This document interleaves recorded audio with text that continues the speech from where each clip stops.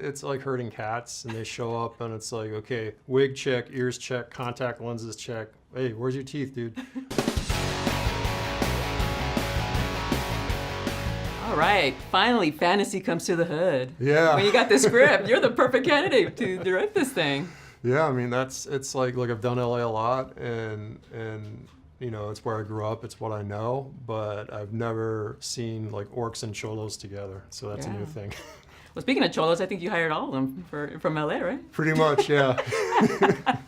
Homeboy Industries, because there's actually a place where Exactly. I've worked with Homeboy a lot on a lot of other films, and you know, for people that don't know, you know, Father Greg is kind of giving people an exit ramp from the gang life, and so he does something really important to help people out, and then anything I can do to help those guys out, because there's a lot of good dudes out there. Yeah, and oh my God, I didn't realize Poison was Enrique Murciano. Yeah. He was unrecognizable. He's such a scary looking dude. Yeah, he let me shave his head. Yeah. Wow, what a transformation. And then speaking of transformation, everyone's great, but Joel Edgerton just really captures this sensitive orc who you expect to be tough, right. kind of guy, but he's such a sensitive soul. I mean, it's such a great performance. Yeah, he's the nerd orc. The nerd orc. Edgar was telling me a story about how the elves were trying to get out of wearing the teeth. Yeah. Can you tell me about that?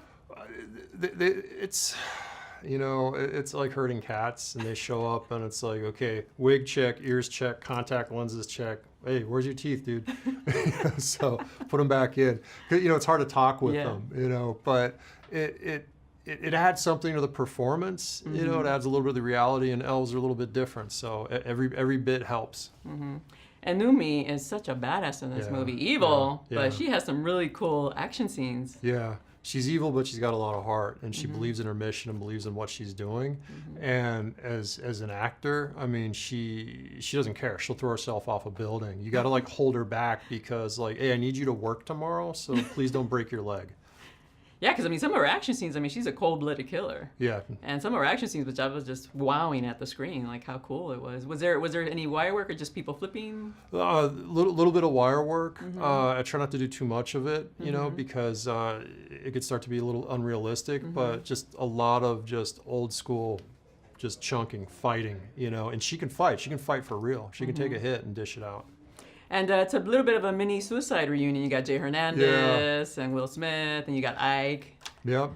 I mean, every time I work with an actor on a film, it's like there's always a friendship that develops. So to bring everybody back together was a lot of fun. I mean, we spent so much time together on Squad, and then more time together on this. So it's a pleasure. That's the great thing about my job, is these new friendships. Yeah.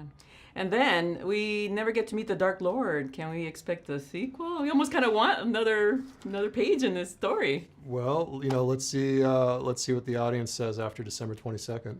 And what was the experience like? Because you are on Netflix, we've heard you get a lot of creative freedom here. Yeah. So I mean, was it kind of freeing after what we've heard, you know, from previous experience? It's funny, because you think it would be, but it's kind of scary, because you make your decisions, and you got to live or die by them. You can't point the finger at somebody else, you know, and so it really makes you stop and think about every move you make.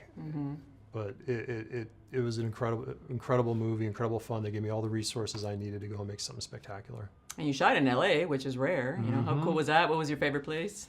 Oh man, to shoot? It's funny, because like, you know, these are neighborhoods I know and grew up around, and it's funny to watch the crew be uncomfortable.